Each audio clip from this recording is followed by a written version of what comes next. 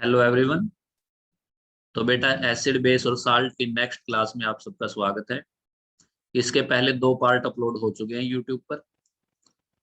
तो बहुत सारे बच्चों ने नहीं देखा उसको। पहला ही पार्ट अभी देखा है, दूसरा पार्ट अभी बहुत सारे बच्चों ने नहीं देखा, और चैप्टर 1 को भी बहुत सारे बच्चों ने नहीं देखा।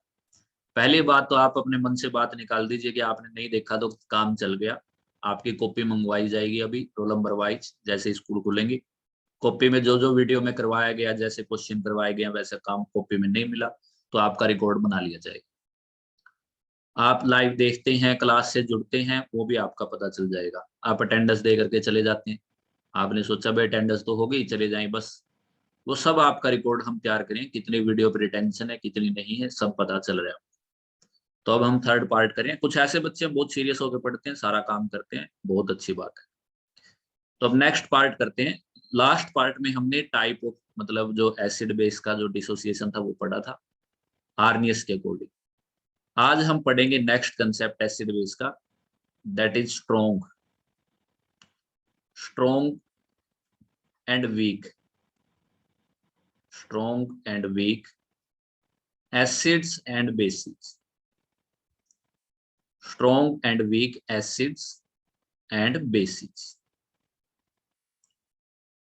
जो हमने आर्नियस के एसिड बेस पढ़े थे, ठीक है ना। आर्नियस एसिड वो थे जो H पॉजिटिव आयन देते थे वाटर में, H पॉजिटिव एक्वा, और आर्नियस बेस वो थे जो वाटर में OH नेगेटिव एक्वा देते थे। अब वो जो बेस देखे हमने, एसिड देखे, जैसे एसिड का एग्जांपल देखा हमने, HCl देखा, H2SO4 देखा, ठीक है ना, हमने HNO3 देखा। ये सब आपने वहां पे एसिड के एग्जांपल देखे। और भी मैंने आपको एग्जांपल दी थी, H3PO4, H2CO3 आपको बनाने। बेस के एग्जांपल आपने देखे, NaOH लिखा हुआ था, KOH लिखा हुआ था, ठीक है, CaOH ट्वाइस लिखा हुआ था, ठीक है, ये बेस थे। तो अब सवाल उठता है कि इनमें से स्ट्रोंगेस्ट एसिड कौन सा है और स्ट्रोंगेस्ट बेस कौन सा है। मतलब कि हम एसिड बेस को कैसे पहचानेंगे कि ये स्ट्रोंग एसिड है या स्ट्रोंग बेस है। ठीक है बेटा, इसके पहचानने के कई तरीके हैं, जिनमें से पहला तरीका, जो प्रैक्टिकल के तरीके हैं उनमें से पहला तरीका है degree of dissociation. Degree of dissociation, first method ये है उनको पहचानने का, डिग्री ऑफ डिसोसिएशन।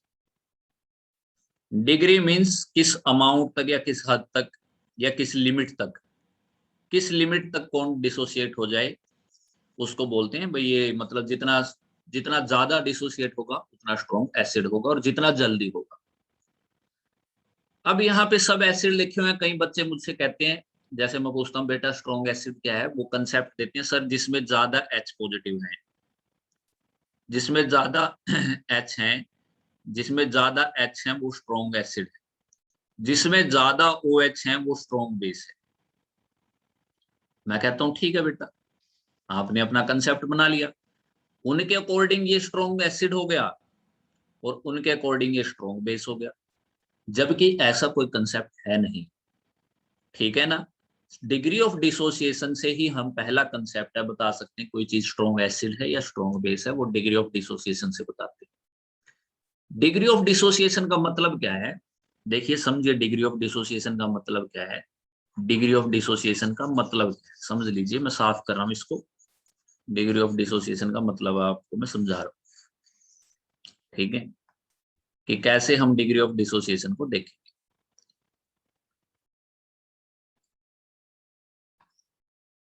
देखिए डिग्री ऑफ डिसोसिएशन देखने के लिए एक्सपेरिमेंट किया जाता है। एक्सपेरिमेंट,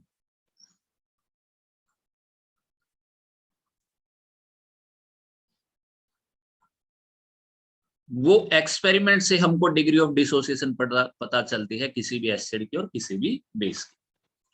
डिग्री ऑफ डिसोसिएशन के एक्सपेरिमेंट में क्या किया जाता है बेटा, देखिए किया क्या जाएगा उस एक्सपेरिमेंट में। देखिए सबसे पहले उस एक्सपेरिमेंट में सबसे पहले क्या किया जाएगा, एक ऐसे बिकर लेंगे बेटा, ठीक है। बिकर लेकर के यहाँ पे दो मेटल की रोड उसमें डाल देंगे, मेटल की रोड डाल देंगे ऐसे, एक मेटल की रोड, फिर दूसरी कोई मेटल की रोड, ये मेटल की रोड डाल देंगे और सॉल्यूशन ले लेंगे बेटा। जिसको भी हमने जिसकी भी डिग्री ऑफ डिसोसिएशन देखनी है उसका सॉल्यूशन ले लेंगे, मतलब उस चीज को पानी में घोल देंगे। जैसे H2SO4 की डिग्री ऑफ डिसोसिएशन देखनी है, HCl की देखनी है, तो ऐसे पानी में उसको घोल देंगे। घोलने के बाद बेटा यहाँ पे क्या लगा देते हैं हम, इसके ऊपर देखिए, यहाँ पे अप्लाई कर देते हैं हम, यहाँ पे बल्ब लगा देते हैं, इलेक्ट्रिकल बल्ब, यहाँ पे ये बल्ब लगा देते हैं, बल्ब, ये इलेक्ट्रिकल बल्ब लगा दिया, ठीक है। मैं इसको दोबारा लिख देता हूँ, बल्ब, ठीक है। जैसे ही इसमें हमने एसिड डाला और ये बल्ब लगा दिया, जैसे ही ये बल्ब डालते ही ग्लो हो जाए, मतलब एसिड के डालते ही ग्लो हो जाए, जैसे पहले पानी था फिर मैंने एसिड डाला, और डालते ही जैसे ये ग्लो होना स्टार्ट हो जाए, तभी हम कह देंगे भाई डालते ग्लो हो गया। ये तो क्या था, इसकी डिग्री ऑफ डिसोसिएशन हाई थी, हाई डिग्री ऑफ डिसोसिएशन थी, हाई डिग्री ऑफ डिसोसिएशन। और जिसकी जितनी ज्यादा डिग्री ऑफ डिसोसिएशन होती है वो उतने ही आयंस देता है। आयंस का मतलब क्या, अगर एसिड है तो H पॉजिटिव, बेस है तो OH नेगेटिव। और हमको पता है जो जितने ज्यादा H पॉजिटिव आयन देगा, डिग्री ऑफ डिसोसिएशन का मतलब क्या है, डालते ही H पॉजिटिव आयन दे देना, ठीक है ना, डालते ही H पॉजिटिव आयन दे देना। जिसकी डिग्री ऑफ डिसोसिएशन ज्यादा होगी वो डालते क्या देगा, ज्यादा आयन देगा। अगर एसिड है तो H पॉजिटिव का ज्यादा आयन देगा साथ में, और बेस है तो OH नेगेटिव के आयन देगा, ठीक है। कौन, लेकिन उसके लिए पहली कंडीशन क्या होनी चाहिए, पहली कंडीशन होनी चाहिए उसकी डिग्री ऑफ डिसोसिएशन ज्यादा होनी चाहिए, कि उसको पानी में डालें डालते ही आयन में टूट जाना चाहिए, ठीक है ना। आई बात समझ में। तो जो पानी में डालते ही टूट जाएगा, कैसे पता चलेगा टूट गया, बल्ब साथ में ही ग्लो हो जाएगा। अगर बल्ब साथ में ही ग्लो हो गया तो ये क्या था, ये स्ट्रॉन्ग एसिड था, स्ट्रॉन्ग एसिड था, ठीक है बेटा। अगर थोड़ा सा लेट ग्लो हुआ तो इससे वीक एसिड था, वीक एसिड था। और भी कम लेट से ग्लो हुआ तो वेरी वीक एसिड था। यानी कि उसके पास एच तो थे, हाइड्रोजन तो पड़ी थी, लेकिन उसने बहुत स्लोली स्लोली एच दी। पानी में डाला हमने, डालने के क्या पता 1 घंटे बाद उसने एच देने स्टार्ट की। तो ऐसे एसिड को बोलते हैं very weak acid. For example देखिए, वेरी वीक एसिड में एग्जाम्पल देखिए बेटा जी, वेरी वीक एसिड का एग्जाम्पल देखिए, मैं लिख रहा हूं यहाँ पे वेरी वीक एसिड, जैसे ये CH3COOH, ये वेरी वीक एसिड है, इसमें आयंस बहुत लेट निकलते हैं, एच आई। वीक एसिड देखिए बेटा, जैसे ये H2CO3, और स्ट्रॉन्ग एसिड बेटा जैसे HCl, ठीक है ना। अब आप मुझसे ये सवाल कर सकते हैं, इसमें सेम केस बेस का होगा।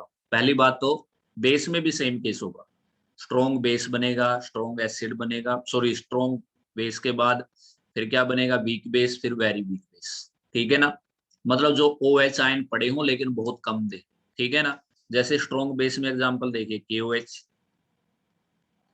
NaOH, ये स्ट्रॉन्ग बेस के एग्जांपल है बेटा। वीक बेस में देखिए NH4OH,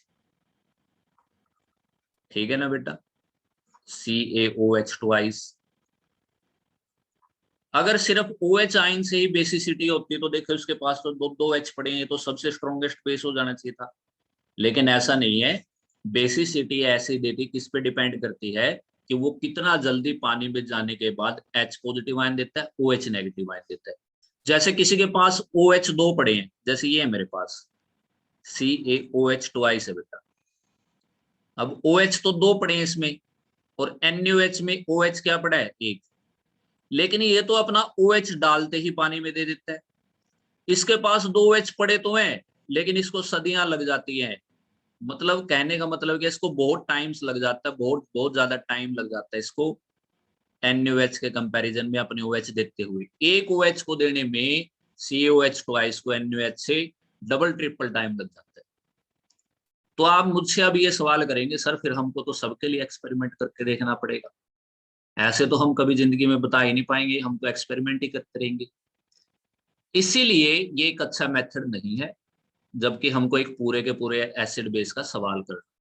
समझने के लिए तो अच्छी बात है, ये एक्सपेरिमेंटल बात है, एक एक्टिविटी भी देखिए, आप एक्टिविटी करेंगे इसके ऊपर, समझने के लिए बहुत अच्छी बात है। जैसे कि आपको कह दे कि ये एल्कोहल है बेटा, ये एल्कोहल का फॉर्मूला होता है CH3OH, इथेनॉल बोलते हैं इसको, इथेनॉल। ड्रिंकिंग एल्कोहल भी यही होती है, आगे पढ़ेंगे जब अगले चैप्टर में आएंगे, 4th चैप्टर में, तब ये पढ़ेंगे सारी बातें। इथेनॉल ये होती है बेटा। और ग्लूकोज देखिए, जो खाने में आपने पढ़ी होगी फोटोसिंथेसिस में, C6H12O6, ये ग्लूकोज होती है। अब इन दोनों के पास हाइड्रोजन देखिए भर भर के हाइड्रोजन है। यहाँ तो देखिए 3, 2, 5 और 1, 6, अलग कलर से दिखाता हूं मैं। देखिए इसके पास तो 3 तो हाइड्रोजन ये रही, 2 ये रही, 1 ये रही, 6 हाइड्रोजन पड़ी है बेटा। इस पे 12 हाइड्रोजन पड़ी है। अगर सिर्फ हाइड्रोजन से ही एसिड स्ट्रॉन्ग हो जाता तो ग्लूकोज तो सबसे स्ट्रॉन्गेस्ट एसिड हो जाती, लेकिन ये तो एसिड है ही नहीं। 12 वाली भी एसिड नहीं है और 6 वाली भी एसिड नहीं है। क्यों नहीं है? क्योंकि ये अपने H पॉजिटिव आयन देती ही नहीं पानी में डालने के बाद। ना तो ग्लूकोज देती है, ग्लूकोज है, ना तो ये ग्लूकोज अपने H पॉजिटिव आयन देते पानी में, ना ये इथेनॉल देते। तो इसलिए एक्सपेरिमेंट भी अच्छा है ऐसी बातों को बताने के, ठीक है ना, एक्सपेरिमेंट भी अच्छा है। वैसे तो हमको बहुत सारे कंसेप्ट पढ़ने हैं, लेकिन ये बेस तैयार करें अब हम एसिड बेस का। वैसे तो हमको बहुत सारे कंसेप्ट पढ़ने जब हम हायर क्लासेस में जाएंगे। तो स्ट्रॉन्ग एसिड और वीक बेस, स्ट्रॉन्ग एसिड और स्ट्रॉन्ग बेस, या वीक एसिड या वीक बेस देखने के लिए पहला तरीका क्या है, हम एक्सपेरिमेंट करेंगे और उस एक्सपेरिमेंट में क्या निकालेंगे, डिग्री ऑफ डिसोसिएशन।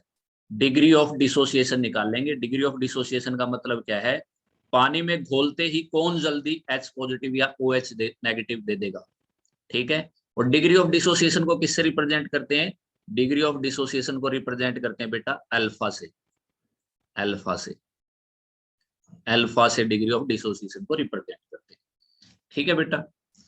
तो ये था हमारा पहला एक्सपेरिमेंट। अब अगला एक्सपेरिमेंट कौन सा है, अगला एक्सपेरिमेंट है लिटमस या इंडिकेटर का यूज करके। इंडिकेटर का यूज करके हम बताएंगे स्ट्रॉन्ग एसिड है, वीक एसिड है। पहले तो यही पहचानेंगे इंडिकेटर से एसिड है या बेस है, यही आइडेंटिफाई करेंगे। फिर वीक एसिड है, स्ट्रॉन्ग एसिड है, वो भी इंडिकेटर की हेल्प से हम निकाल लेंगे। तो वो अगले वीडियो में, अगले पार्ट में हम देखेंगे, ठीक है। यहाँ तक के जो भी क्वेश्चन आपके एंड एक्सरसाइज में बनते हैं, आप उनको खुद सोल्व करके देखेंगे और वीडियो को बार बार देखेंगे, चैनल को सब्सक्राइब करेंगे। थैंक यू आप सबका।